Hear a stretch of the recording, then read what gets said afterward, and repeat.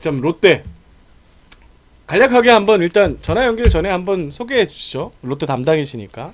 금요일 날이었죠? 그쵸. 아침에 보도 자료가 틱 하고 날라왔습니다. 11시였던 걸로 기억을 네. 합니다. 네, 틱 하고 문자가 날아왔습니다. 네. 문자가 왔어요. 아마 이혜진 기자가 쉬는 날인 걸로 제가 알고 있는데 네. 전날 나왔는데. 전날 저녁을 좀 먹고 네. 예, 심지어 나왔는데. 집에서 나왔는데 네, 집에서 나왔는데 네. 문자가 딱 오더라고요. 그래서 네. 인사 이동이 있을 것 같습니다. 인사 이동이 있을 것 같다. 네. 그래서 그러고서는 이제 바로 보도 자료가 왔죠. 그리고 받고 충격적이었죠. 집에 들어갔죠. 이 정도일지는 몰랐죠. 그쵸. 감독 사퇴는 몰랐죠. 단장 사퇴는 음, 예견이 어느 정도 예상이 가능했던 부분이었다고 저는 생각을 하는데 감독은 좀 의외였어요. 왜냐하면 올해 계약이 1년, 그러니까 올해 계약을 했기 때문에 첫 해였기 때문에. 계약 첫 해였기 때문에. 역사적으로도 1986년 허구현 MBC 해설위원이 청보 핀토스를 지휘할 때 첫 시즌 도중 계약이 이제 끝난 건데 중도 뭐 30 몇 년 만이에요. 33년 만인가? 그 이렇게 네. 시즌 중간에 감독님과 단장님이 네. 동반 사퇴하는 경우가 그렇게 흔했던 거는 아닌 것 같아요. 그렇죠. 네. 제 기억에 제가 야구 기자 한 뒤에는 아예 없었고 그래 쉽지 않았습니다. 그렇습니다. 네. 자, 결국 롯데가 이제 현장 프런트 그 다음에 현장의 지휘자 프런트의 지휘자들을 교체한 이유는 성적 부진이에요. 일단 롯데가 144경기 체제에서 전반기를 꼴찌한 게 올해가 처음이고요. 각 10구단 체제에서. 그 10구단 체제에서 그리고 각종 기록 자체가 처참합니다. 팀 평균 자책점은 유일하게 리그에서 5점대 구단이고 리그 피홈런 1위고요. 믿었던 방망이는 그냥 꺾여버렸습니다. 지금 팀 타율이나 이런 게 거의 전부 최하이죠. 9위로 알고 있어요. 네, 팀 홈런부터 해서 다 7, 8, 9 밑으로 내려가 있는데 그 과정 자체가 사실은 좋지가 않았죠. 단순히 뭐 마운드가 안 좋다, 타격이 안 좋다 이런 거를 조금 거론하기 이전에 네. 기본적으로 수비가 뒷받침이 안 됐고, 그렇죠. 그렇다고 뭐 조금 발야구라든지 올 시즌 트렌드는 약간 좀 쥐어 짜내는 그런 것들을 보여줄 수 있어야 되는데 그런 게 전혀 지금 되지 못했고 오히려 항상 좀 과정들이 정말 다채로웠습니다. 진짜 좋게 말을 하면은. 네, 그렇습니다. 네, 롯데 단장 얘기는 제가 좀 들은 것도 있고 해서 좀 이따 얘기를 좀 해드리고요. 롯데 김하진 담당 기자를 연결해서 한번 얘기를 들어보도록 하겠습니다. 김하진 기자는 한 달 전에 NC 때문에 전화를 연결을 했었죠. 예. 김하진이라고 저장 안 해놨구나. 하진 씨로 해놨군요. 좋은 걸로도 좀 우리 전화 통화를 해야 할 텐데. 아니 괜찮아요. 이런 전투적인 기자입니다. 1시가 다 됐네요.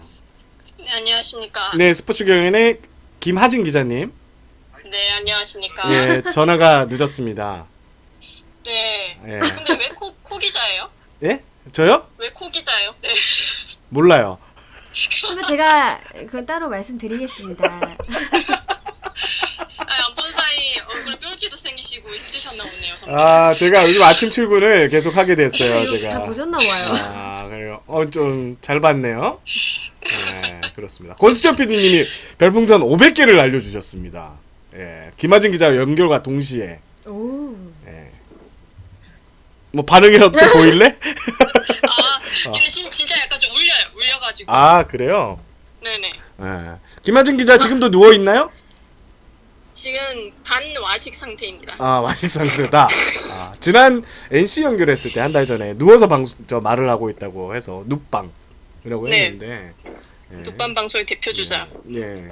오늘 네. 재미난 얘기 하겠습니다. 네. 눕터뷰 나왔습니다. 눕터뷰. 눕터뷰. 눕터뷰 좋아. 네. 그렇습니다. 자, 롯데가 이제 최악의 전반기 아까 제가 방송 전에 말씀을 드렸는데 승패 마진은 무려 24개 마이너스 24개고요. 근데 제 생각에는 롯데가 이 타선은 좋잖아요. 네네. 근데 지난 겨울에 너무 안일한 대처했던 거 아닌가요? 그러니까 왜냐면 우리는 뭐 공인구 바뀌었는데 우리는 이대호도 있고 전준우도 있고 손아섭도 있고 민병헌도 있고 뭐 기타 등등 외국인 타자도 있고 너무 안일하게 대처했다가 이렇게 한 대 뒤통수를 맞은 것 같다는 그런 느낌이 저는 강한데 김하진 기자 네. 생각은 좀 어때요?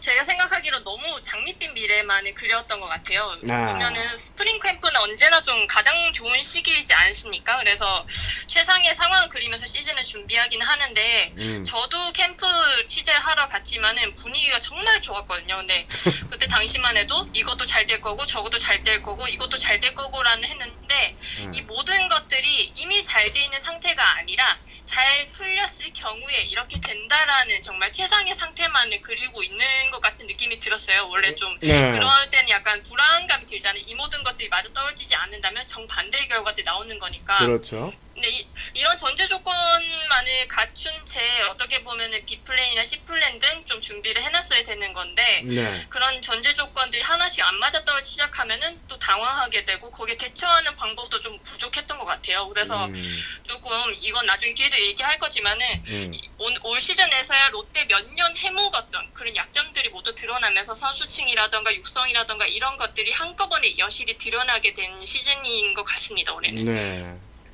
예, 결국 방망이가 이렇게 저기 처진 이유는 공인구라고 내부에서 좀 많이 보나요? 좀 어때요?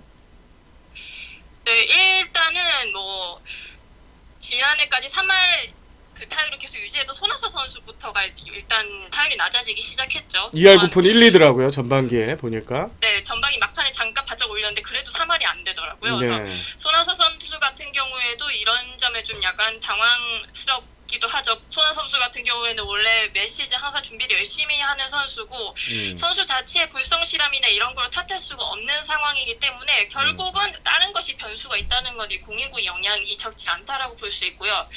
또한 이대호 선수를 짚지 않을 수가 없는데 이대호 선수 같은 경우에는 몰아치기가 정말 가능한 선수잖아요. 그렇죠. 한번 홈런을 치기 네. 시작하면은 한 경기에 뭐 연타수 홈런을 친다거나 여러 개 홈런이 며칠 동안 이어서 칠 수 있는 그런 능력이 있는 선수인데 조금 몰아친다 싶으면 다음 경기에서 다시 이렇게 타격감이 떨어진 모습을 보이게 되고 또한 그 공인구에 대한 준비를 좀 제대로 했었어야 되는 느낌이 드는 게 처음에만 해도 공인구는 스프링 캠프나 이럴 때 좀 접할 기회가 적잖아요. 네. 그 스프링 캠프 막판에 이렇게 좀 경험을 하면서 그때만 해도 이 정도면은 뭐 크게 별 영향이 없다라고 대부분의 선수들이 그랬었는데 막상 시즌에 들어갔을 때 또 당황스러워했을 수도 가능성도 있고 그렇죠. 전차도 몸으로 체감하는 것들이 이겨낼 수가 없으니까 타격감도 좀 많이 떨어지는 대로 연결된 것 같습니다. 네. 공인구가 자꾸 안 맞고 내가 잘 친 타구가 안 막히니까 야, 좀 더 힘 세게 쳐야지. 좀 더 이렇게 눕혀서 쳐볼까라는 여러 가지 시도를 하다 보니까 그러면서 타격 밸런스가 무너지는 거고. 그렇죠. 네. 그렇게 지금 안 풀리는 선수들이 좀 리그에서 많이 보입니다. 네네. 이혜진 기자 질문하세요. 아까 살짝 말씀을 저희가 드렸는데 결국 양상문 감독님과 이윤원 단장님이 시즌 중간에 동시에 사퇴하는 일이 발생을 했습니다. 어쨌든 두 분 다 마음고생도 심하셨을 것 같고 혹시 이와 관련된 좀 얘기들이 있을까요? 아까도 두 분의 대화 들었는데 진짜 이게 아마도 전례가 없는 상황일 거예요. 뭐 단장과 감독이 시즌을 마치고 한꺼번에 물갈이가 되는 상황이 있었어도 중간에 이렇게 바뀌는 경우가 없었을 것 같은데 사실은 그날 그 감독 사태가 발표된 날 저는 약간 개인적으로 메시지를 받긴 했었거든요. 그래서 설마 잠결에 저는 본 다음에 그냥 전반기 마지막 인사를 하시는구나 이 정도까지만 생각을 하고 그런데 다시 잠들 수가 없는 거예요. 약간 느낌이 이상하다 싶었는데 그 이후에 그 촉이 있죠, 촉이. 보도 자료가 나올 것이라는 그런 졸음에도 그 촉이 자꾸 살아나면서 이렇게 됐었는데 어쨌든 이 단장과 감독 동시에 사퇴가 된 것은 현장과 프런트의 이 조화가 잘 이루어지지 않았던 것을 그대로 반영하는 결과라고 봅니다. 사실 그 두 명의 사이가 좋았었거든요. 감독과 단장의 사이가 아마도 좋았었으니까 영상무 감독이 올해 지휘봉을 잡을 수 있었겠죠. 그렇죠. 두 사람이 또 LG 단장과 롯데 단장이던 시절이 있었기 때문에 그때부터 친분을 쌓았다는 이야기도 있더라고요. 그래서 그런데 또 감독과 단장으로서 만나면 또 다르게 된 것 같습니다. 현장에서 보이는 것들과 또 프런트가 바라보는 이런 것들이 좀 서로 해결하지 못하게 되면은 둘도 멀어지게 되는 법인데요. 네. 아무래도 이런 상황에서 현장과 프런트나 이런 것들이 조화롭지 못하면은 결국은 모든 게 팀 분위기에 영향을 미치게 되고 성적으로 나타나게 되는 거거든요. 네. 그러다 보니까 결국에는 두 명 다 모두 물러나게 된 이런 결과를 나오게 된 것 같습니다. 단장 시절에는 양상문 감독이 LG 단장 시절, 이현원 단장이 롯데 단장을 맡고 계실 때 두 분의 사이가 상당히 좋았다는 그런 얘기도 저는 많이 듣기도 했었는데 결과적으로 그 두 현장과 프런트의 지휘자들이 물러나게 됐습니다. 네네네. 양상문 감독은 어떤 스타일이에요? 선수들은 일단 몰랐다고 했어요. 그죠? 어제 민병훈 선수 인터뷰도 엊그제 보니까 그랬고. 양상문 감독은 좀 일단 먼저 어떤 스타일이에요? 양상문 감독은 일단은 제가 알아본 결과는 사태 쪽이 정말 더 큰 것 같습니다. 경질에 가깝기보다는. 그리고 또한 이 양상문 감독도 개인적으로나 감독으로나 야구인으로서나 정말 롯데에 대한 애정이 정말 크거든요. 그래서 맞아요. 보통 보면은 양상문 감독이 지금과 좀 다른 행보를 보인 게 양상문 감독이 LG에 있던 시절에는 감독에서 단장으로 옮겨가는 이런 행보를 보이기도 하면서 그래도 이 야구 현장이나 프런트에 계속 있으려는 움직임 보였는데 이렇게 좀 현장에서 물러나게 된 것은 아마도 그 롯데에 대한 롯데 팬이라는 그런 점에서 자신이 이끄는 그 팀이 못하는 것에 대한 스트레스가 배로 더 많이 쌓였다는 것을 볼 수 있을 것 같습니다. 그래서 진짜 전반기 마지막 경기조차 선수들이 전혀 모를 정도 내색을 하지 않았었는데요. 다들 기사를 보고 놀랬다고 할 정도였고 그러니까 또한 맞아요. 네, 그날 뭐 2군에 있는 선수마저도 이게 무슨 일이냐고 연락이 저한테 올 정도로 좀 많이 바빴었는데 양상문 감독이 또 이런 점에 있어서는 본인이 또 내색을 잘 하지 못하고 뭐 개인적으로는 양상문 감독이 약간 뚝심이 센 스타일이거든요. 네. 뚝심이 세서 뭐 이런저런 팀이 뭐 힘들리거나 성적이 좀 나오지 않았을 때 하면은 양상문 감독은 좀 약간 자신의 소신대로 좀 밀어붙이는 스타일이라서 그래서 올해는 좀 뭔가 큰 그림을 그리고 있구나라는 인상을 많이 받았었거든요. 근데 워낙에 그 이상의 팀을 애정하던 애정 크기가 또 달랐기 때문에 이런 결정을 내린 것 같습니다. 그래요. 저는 기억나는 게 얼마 전이었는데 이달 초였나? 그 SK하고 롯데하고 문학에서 경기했을 때 뭐 선배 기자하고 이렇게 이제 공식 브리핑이 끝나고 있는데 즐겁게 얘기를 하고 있었거든 선배기랑. 근데 그때 이제 양 감독이 오셔가지고 이런저런 얘기를 나눴어요. 근데 그때 제가 받은 촉은 그거였어요. 진짜 힘들구나. 힘들죠. 네, 마음적으로 진짜 많이 흔들리고 계시는구나 이런 생각을 좀 하게 됐습니다. 네, 이혜진 기자 질문하세요. 네, 롯데 감독 자리는 어떻게 보면 참 독이 든 성배라는 생각이 드는데 양상문 감독님이 18번째 감독님이셨거든요. 그러면은 평균 수명이 2년밖에 되지 않는다. 뭐 이런 통계도 있더라고요. 자는 거 아니죠 지금? 왜 콧바람이 왜 이렇게 세요? 최근 뭐 10년간을 되돌아보더라도 뭐 양승호 감독님, 김시진 감독님, 이종훈 감독님 모두 계약 기간을 채우지 못했고 또 조원호 감독님은 2016년과 2017년 이후에 3년 재계약에는 성공을 했지만 이듬해 가을 야구에 실패하면서 바로 또 경질이 됐었잖아요. 감독은 책임을 지는 자리다라고는 하지만 모든 문제를 또 감독님에게만 돌리긴 좀 힘들 수도 있을 테요. 계속 교체가 되는데 안 되는 걸 보면 어떻게 생각하세요? 네, 아까 제가 댓글을 보고 있었는데 2011년부터 바뀐 감독이 8명이었나 뭐 이렇게 돼 있었거든요. 그러면은 제가 롯데 담당 본캐좀 맡았던 시기가 2011년이었는데 맞아요. 그 과정을 제가 그때 다 겪어서 비시즌마다 감독 기사를 쓰는 게 정말 우리 의식처럼 하던 그런 게 있습니다. 맞아요. 네. 일단 롯데는 유독 감독에게 책임을 돌리는 시스템에 있는데요. 이 질문에서 언급된 감독뿐만이 아니더라도 그 전에 성적을 내도 로이스터 감독 때도 그랬잖아요. 성적을 냈음에도 연장을 잘 하지 않았고 우승을 못한다고 했어요 그때는. 네네네 그렇죠. 그리고 조원호 감독이 진짜 드문 케이스예요. 2년을 채우고 재계약하는 것이 롯데 감독으로서는 정말 드문입니다. 재계약이라는 단어 자체가 롯데 감독에 존재하지 않았기 때문에. 그렇죠. 이런 이런 과정들을 보면은 그 밑바닥에 롯데가 프런트 야구를 색채가 짙다는 것을 알 수 있는데요. 그 이전으로 돌이켜 보면은 롯데는 구단주가 직접 관여하던 팀이었잖아요. 그렇죠. 그렇게 네 그런 걸 보면 옛날에 뭐 그 신시일가가 있었던 구단주부터 이렇게 야구에 이런 관여하는 팀이었는데 정작 프런트 야구나 관여를 많이 하면서는 모든 책임을 감독이 다 뒤집어쓰는 이런 체계가 있기 때문에 감독이 정말 오래 갈 수가 없는 자리고 또한 이 롯데라는 팀이 정말 팬이 많은 팀이고 흥행에 정말 예민하고 민감한 팀이거든요. 예. 그래서 이 팬반에 가장 민감한 팀이기 때문에 조금이라도 뭔가 부족하거나 이러면은 변화를 바꾸려고 하는데 하필 그 변화는 내부에서 하지 않고 감독부터 가장 먼저 변화를 하게 되는 이런 체계를 계속 거듭해 왔었습니다. 그렇죠. 예. 제가 롯데 저는 이제 뭐 2007년부터 했으니까 예, 많이 바뀌었군요. 진짜 많이 바뀌었군요. 예. 아, 그렇습니다. 네. 자, 이제 이유는 단장이 물러났어요. 예, 그러면서 이제 프런트 얘기를 해야 되는데, 근데 지금 뭐, 사실 롯데가 올 시즌 초반부터, 그러니까 시즌 앞두고도 뭐 여러 가지 얘기가 많았잖아요. 노경훈 네네, 선수, 그렇죠. 완강하게 안 잡겠다라는 얘기도 했었고, 네네. 포수는 또 네. 보강 전혀 안 했고, 네. 외국인은 뭔가 뽑기는 뽑는데 약간 뭔가 팬들이 네. 그렇게 만족할 만한, 뭐, 네네. 뭔가 우리가 봤을 때도 라고 생각이 등저로 이렇게 가고 있는데 네네. 롯데의 방향성 비난을 많이 받았던 게 사실이죠.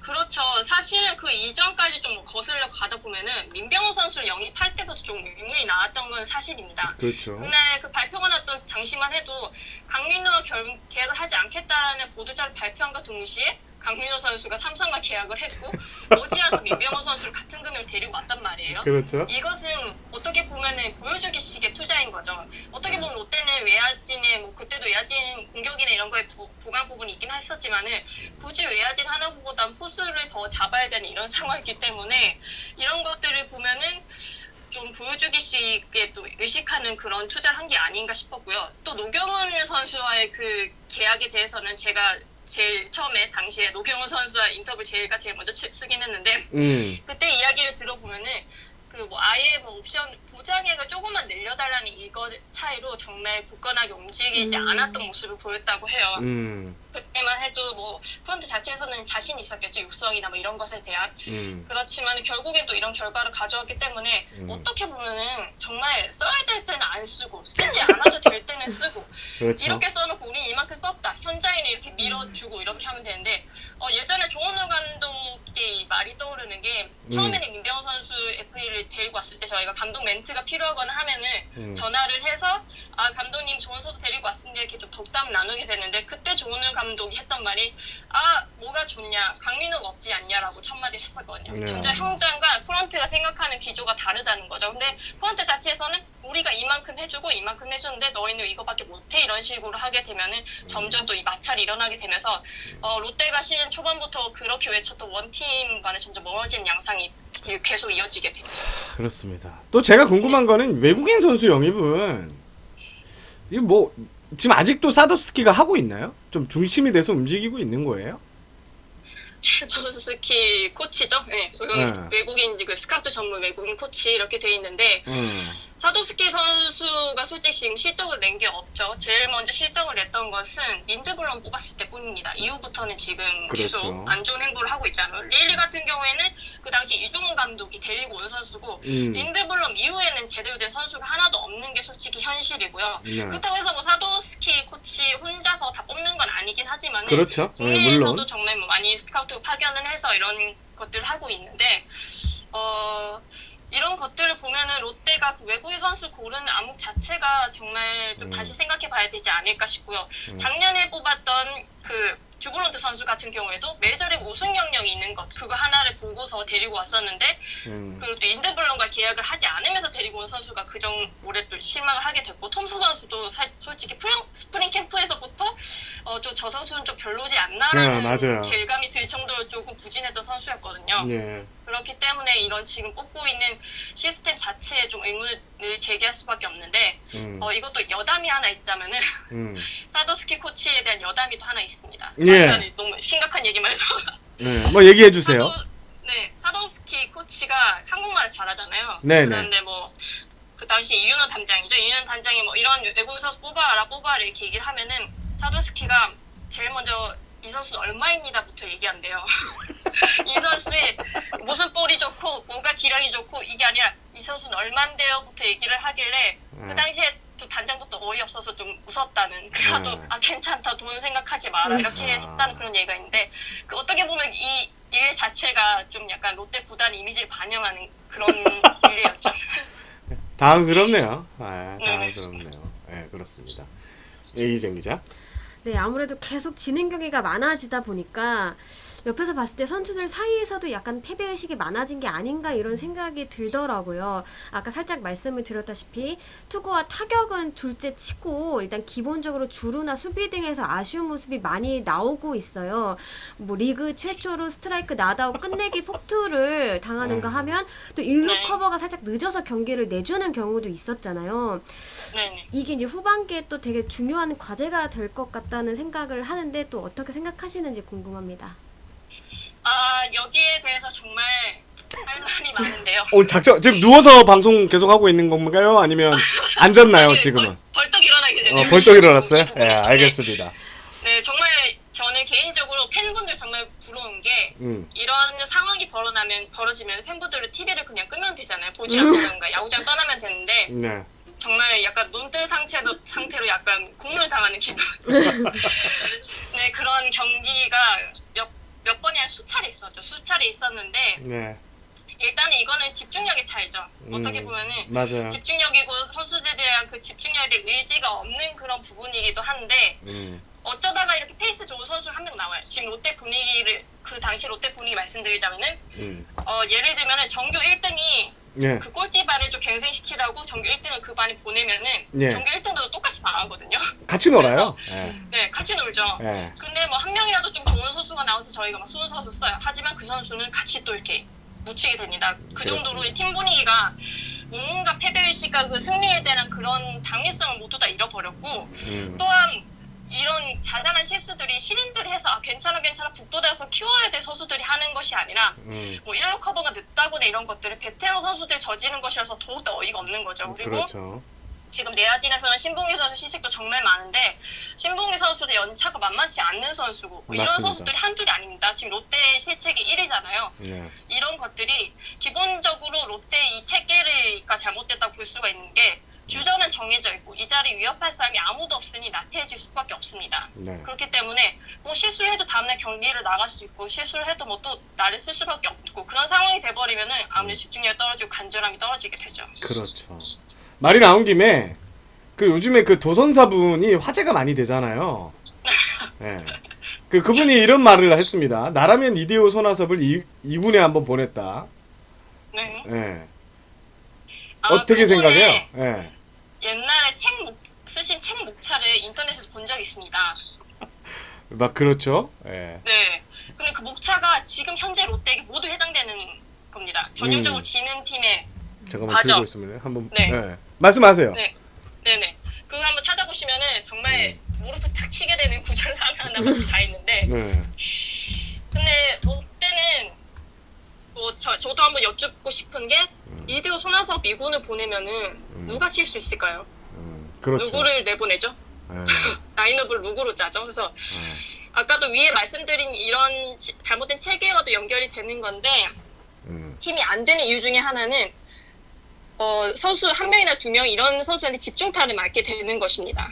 어떻게 보면은 뭐 팀이 잘 될 때는 어떤 선수가 하나 못하다 묻히게 갈 수가 있어요. 하지만은 팀 전체가 정말 그 안 좋은 분위기에 빠져있기 때문에 가장 주전이나 가장 책임을 져야 될 사람을 찾을 수밖에 없단 말이에요. 뭐 물론 그렇죠. 그 선수들이 못하긴 했지만은 그렇기 때문에 그렇죠. 전면적 화살을 맞고 이 선수들이 또 부진을 하게 되고 그렇게 되면은 분위기가 살아나지 않게 되고 악순환이 계속되겠죠. 네. 네. 제가 이 목차를 찾았는데 잠깐 읽어볼게요. 네. 점수를 매우 어렵게 얻는 반면에 매우 쉽게 잃는다. 아 너무 재밌게 봤습니다. 예, 네. 주자 플레이가 유난히 미숙하다. 1회와 9회의 수비가 유난히 불안하다. 뚜렷하게 신인이 크지 못한다. 산발 안타는 많이 나오나 집중타가 드물고 병살타가 주요 고비 때마다 많이 나온다. 연패는 쉽게 하고 연승은 어렵게 한다. 네. 저는 이 문구가 참 눈에 와닿네요. 유난히 재미없는 시합이 많고 개운치 그렇죠. 못한 시합 운영으로 아주 불쾌한 패배를 한다. 그렇죠. 이거 쓰실 때 정말. 굉장히 화나셨었나 봐요. 아주 불쾌한 패배라고. 그리고 마지막으로 지금 제가 10번까지 있는데 1장입니다. 뒤에 더 있는 것 같은데. 맞아요. 1장에만 그게 적혀 있습니다. 생각하는 고급 야구를 못하고 조건 반사적인 우둔한 야구를 하고 있다. 우둔이라는 그 단어 자체에 정말 감탄했죠, 제가. 예, 아이고. 트레이드에서 항상 뭐 이거는 모르겠어요. 하여튼 투수 네. 기용해서 실패를 많이 한다. 이거는 네. 장장 5페이지나 되는군요. 네. 가장 많이 화난 부분. 아, 그렇습니다. 이혜진 기자, 저기 김하진 기자가 얘기하니까 이렇게 나오게 네. 되네요. 참, 네네. 레전드 박경환님은 로스트라 다무스의 연설을 보는 것 같다고 이런 말씀을 하셨습니다. 네. 자, 이렇게 하니까 이제 그 롯데 선수들 면면을 이렇게 보면요. 예. 어떻게 해야 되나? 연봉 1위죠. 3억 아니에요? 지금? 평균 연봉이 3억인가? 정확한 X는 네, 기억이 정확히 나지 아는데. 않는데 예. 개막전 기준으로 연봉 1위였죠. 예. 아까 지금 그렇지. 김하진 기자도 말씀하셨지만 대체할 자원도 또 지금 마땅치 않은 상황에서 롯데 네네. 육성은 제대로 되고 있는 거예요? 안 되고 있는 이유랑 결과가 나오고 있죠. 오래된 고민이기도 하고요. 가령 예를 들면 1차 지명 투수도 지금 다 어디 갔습니까? 뭐 유성민 선수도 지금 1군에 없고 네. 최근 몇 년간 롯데가 어떤 투수들을 지명했죠? 떠올리는 선수가 거의 없을 겁니다. 지금 1차 지명을 했다가 사라진 선수들이나 야구를 관둔 선수들이 태반이에요. 1차. 그래 야구를 아예 관둔. 네네. 아예 관두고 안태경 선수 같은 경우에도 그렇죠. 유턴파였는데 맞아요. 네, 그 선수도 지금 야구를 관둔 걸로 제가 알고 있거든요. 맞아요, 이런 맞아요. 식으로 지명을 아무리 좋은 투수나 이렇게 아까 뭐 방송 들었는데 부산 그 팜 자체가 인재 팜 자체가 정말 좋은 데고 부산고 경남고에서 정말 좋은 선수들 쏟아 나와서 롯데가 좋은 기회를 잡아서 1차 지명에 좋은 선수 데리고 왔음에도 불구하고 지금까지 손꼽아 보면은 뽑았던 선수들이 왜 다들 성장하지 못했을까요? 이것은 근본적인 육성 시스템이 정말 잘못됐다는 것을 반영하는 겁니다. 어떻게 그렇습니다. 보면 이 새 얼굴이 정말 나타나지 않고 아까 앞에서 얘기했던 것과 정말 계속 도돌이표를 도는 건데 이런 선수들이 선배들을 위협하거나 선배들 숨막히게 하거나 이렇게 하지 못하기 때문에 그 정도 환경이 안 되어 있다는 것이고 또한 그런 선수들이 육성 제대로 되지 않은 상태에서 1군에 덜렁 기회만 받는다고 해서 뭐 클 수 있을까요? 어떻게 보면 잘 그게 기회가 되는 건가? 육성은 기본적으로 뭐가 받쳐진 상태에서 부담을 덜 주는 상태에서 이루어져야 되는 건데 그런 것들이 잘 되지 않고 이런 부분에서는 지금 롯데가 깨우치고 변화를 일으켜야 될 것 같습니다. 두산 야구를 잘 보면 두산 육성을 잘하는 팀이고 올해는 좀 약간 주춤하고 있지만 지금 현재 스코어에서는 근데 두산 네. 그 선수들 주전 선수들이 저한테는 이런 얘기를 했어요. 자기가 이렇게 야구를 잘하고 열심히 하는 이유가 내가 여기서 조금만 삐끗하면 밑에 애들이 올라온다고 생각을 하고 그만큼 두산 육성 시스템이 잘 체계적으로 잘 키워내고 있다는 증거거든요. 그거하고는 정말 정반대로 좀 롯데의 행보가 이어지고 있다는 점을 말씀드리고 싶었고 일단 롯데는 지금 공필성 수석 코치가 올 시즌 후반기를 이끌게 되죠. 그죠? 네. 네. 근데 그 뭐 내일 얘기를 들어보니까 비공개 훈련이에요? 내일 네. 그 뭐 축구도 아니고 금요일 SK전에서 처음 이제 취재진을 만나시겠다고 왜 야유를 그거는 왜 그런 거예요? 이제 궁금해서 갑자기 생각이 드네요.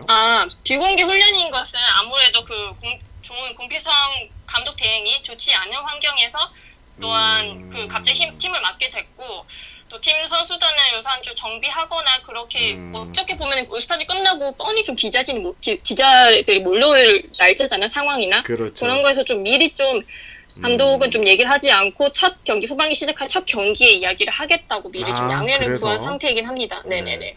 공필성 감독 대행은 뭐 좀 자주 접촉을 했었어요? 그렇죠. 현장에서? 옛날에도 예. 있었고 롯데에 네, 그때 두산에서도 안 좋은 있었고. 사건으로 네. 안 좋은 사건으로 나가긴 했지만은 네. 그 이후에도 좀 평가를 들어보면은 그 옛날에 감히 좀 말씀드리기 어려운 그 사건이 있었어요. CCTV 사건. 네. 그런 사건을 위해서 뭐 선수가 항명하고 막 하여튼 난리를 쳤던 그런 때가 있었는데 그때 약간 공 코치가 좀 팀을 떠나고 나서 그 이후에 선수들이 우리가 좀 잘못 생각했다라면서 이렇게 했었거든요. 그리고 다시 또 돌고 돌아서 롯데로 돌아오게 됐는데 보면은 일단 주변에서도 주변 다른 팀에서 공 코치니 지금은 대행이죠. 공 대행에게 좀 대행은 정말 좋으신 분이라는 얘기를 제가 많이 들었어요. 이렇게 대행이 됐다고 하자마자 뭐 가령 어떤 분들은 저보고 좀 잘 도와주란 이런 얘기 하신 분들도 있었고 네. 그렇게 보면은 어떻게 보면 선수들의 좀 리더십이나 신임을 가지고 있는 상태이긴 한데 어쨌든 지금 뭐 어디에 무겁죠. 정식으로 감독이 된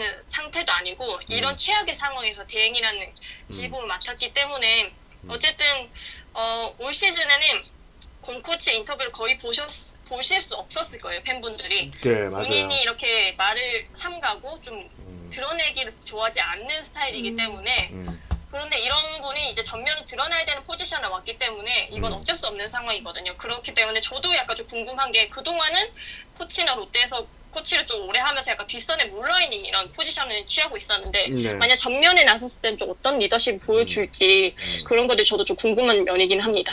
희동 아버지님께서 공필성 대행이 엄청 정치적인 사람이라는데 라는 이런 괜찮으려나 이렇게 걱정해 주시긴 했는데 제가 아는 공필성 코치는 그렇게 정치적인 사람은 아닌 걸로 알고 있습니다.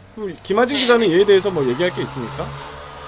저도 근데 약간 그런 이미지가 박혀 있죠. 아무래도 롯데에서 코치 생활이 뭐 다른 코치진들이 이렇게 막 바뀔 때에도 공 코치가 좀 오랫동안 코치 자리를 지키고 이렇다 보니까 맞아. 뭐 그 구단에 뭐 연줄이 있는 게 아니냐 이런 것들이 있었는데 뭐 한마디로 얘기를 하자면은 그 당시에 만약 연줄이 있다 하더라도 지금 모두 그 줄이 다 뭐 사라진 상태고 있다고 하더라도 지금은 그리고 아까 코 기자님께서 말씀하셨듯이 야!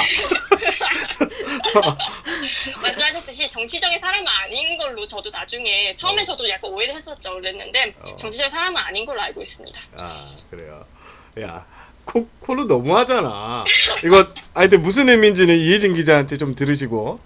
네네네. 그렇습니다. 지금 이제 롯데가 10경기 이상 이제 5위하고 벌어졌는데 가을 야구가 좀 힘들다. 이거 뭐 사실상 저는 힘들다고 보는데 게임 수가 이제 네네. 50경기밖에 안 남았기 때문에 네. 이제 어떻게 해야 될 것 같아요? 롯데 후반기 목표치는 탈꼴찌죠. 탈꼴찌, 자존심. 탈꼴찌고 음. 최소한 8위 정도까지는 올라가야 된다고 생각합니다. 목표치를. 8위. 네. 어떻게 보면 지금 롯데뿐만 아니라 하나도 정말 위태로운 상황이기 때문에 네.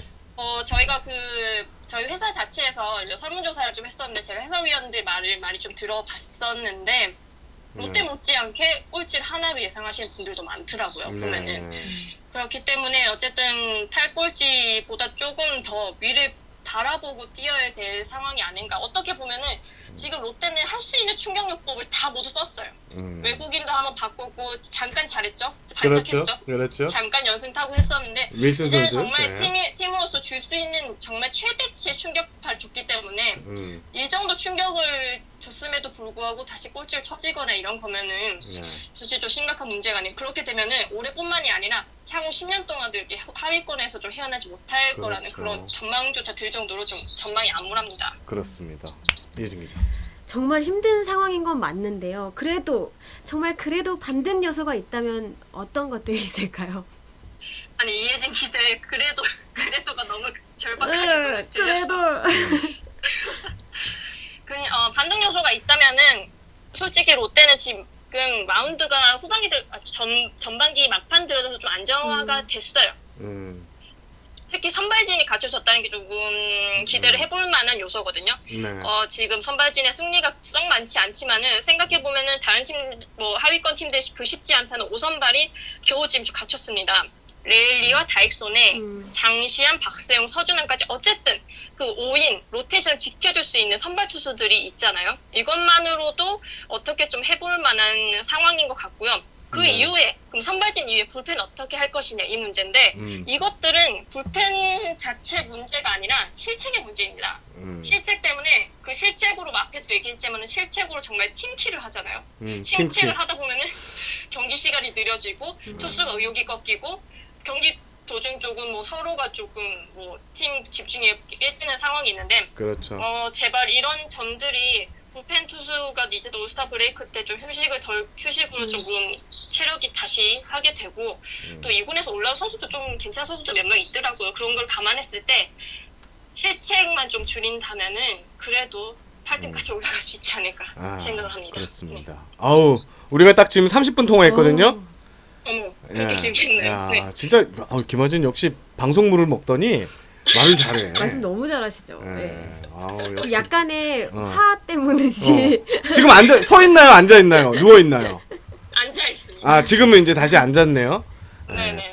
그 마지막으로 지금 이제 롯데 단장 자리를 두고 여러 가지 얘기가 나오고 있어요. 네네네. 롯데의 정체성을 가진 어떤 인물이 올 수도 있다. 아니면 구단에서 그냥 내려보내기식으로 내려보낼 수 있다라고 네네. 하는데 네. 뭐 힌트라도 좀 들은 거 있습니까? 일단은 구단 내부에만 국한되지 않을 거라고는 해요. 네. 지금과는 좀 다른 방향으로 구할 것 같습니다. 그러면은 어찌됐건 조금 새로운 변화를 시도하려는 모양새이기는 한데 시간은 조금 걸릴 거라고 해요. 바로 당장 뭐 단자선이 이렇게 된 상태가 아니라 조금 그런 후보군을 추려내고 그래서 지금 단장의 임무는 저도 아까도 그 취재를 좀 해봤더니 단장의 임무는 각 부서 팀장들이 당분간 이렇게 나눠서 하고 그렇게 되면은 약간 구단의 업무는 조금 좀 정체되겠죠? 그 정체기를 그렇죠. 좀 거친 다음에 단장은 좀 아직까지 후보 자체도 아직 키워지진 않은 상태고 크게 범위로 넓게 보는 건 사실입니다. 저는 얼핏 들었던 생각이 롯데 출신의 정체성을 갖고 있는 그 다음에 프런트 업무도 했고 현장 경험도 있다. 저는 김용희 지금 경기 감독관 생각이 언뜻 들기도 네네. 했었는데 네네네. 그렇다고요 그냥 제가 예상하면 다 틀리니까 하여튼 네네. 그렇습니다. 하여튼 김하진 기자 지금 이제 네. 슬슬 이제 누워야죠. 예, 이제 주무셔야 되니까 11시 네. 반이네요. 예, 오늘 진짜 네. 고생 많았습니다.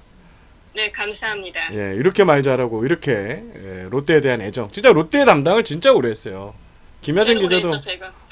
전문지 기자 중에서 제일 오래 했죠, 네. 그죠? 네, 제일 오래 했죠. 네. 그만큼 또 고향이 또 부산이시고. 그렇죠. 자, 부산 별명은 부산댁. 네. 하여튼 오늘 전화 인터뷰 감사하고 네. 현장에서 곧 뵙고 네. 술이나 한잔 하시죠. 이혜진 기자와 함께. 알겠습니다. 불러주시죠. 알겠습니다. 오늘 감사하고요. 네. 입금할게요. 기다리겠습니다. 알겠습니다. 네. 감사합니다.